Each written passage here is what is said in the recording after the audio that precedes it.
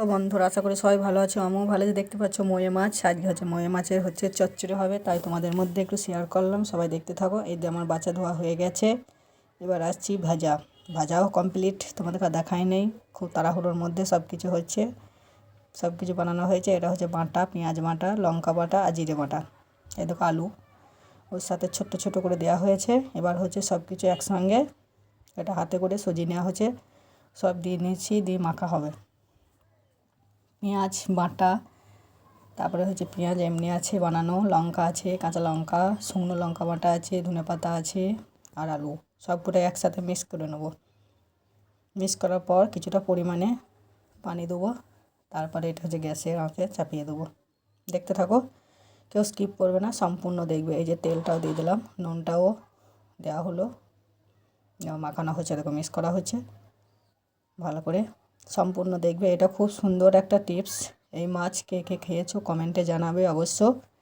ভালো হলেও বলবে, খারাপ হলেও বলবে।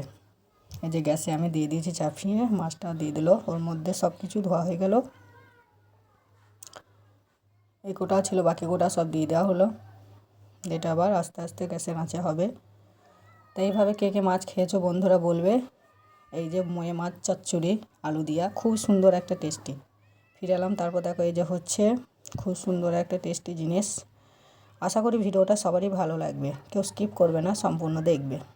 আর কিছুক্ষণ হলে হয়ে যাবে। এটা এখন হচ্ছে, মানে এত হচ্ছে কি বলবো, দেখা যাচ্ছে না, তাই স্কিপ করে করতে হলো। এই দেখো, এবার তোমরা দেখতে পাচ্ছ। এমনি করে রান্না করবে, কমেন্টে আমাকে জানাবে কে কে বাড়িতে করে খেয়েছো, যে খাওনি করে খাবে। খুবই সুন্দর একটা রেসিপি। ময়ে মাছ আলু দিয়ে চচ্চড়ি করলে গরম ভাতে খুব সুন্দর লাগে দুপুরে। খুব সুন্দর একটা রেসিপি। এই দেখো হয়ে এসেছে, আর কিছুক্ষণ হলে হয়ে যাবে। জলটা মারা গেছে, হয়ে গেছে। এই যে দেখো কত সুন্দর হয়েছে, দেখেছো? কালারটা দেখো এত সুন্দর হয়েছে কি বলবো।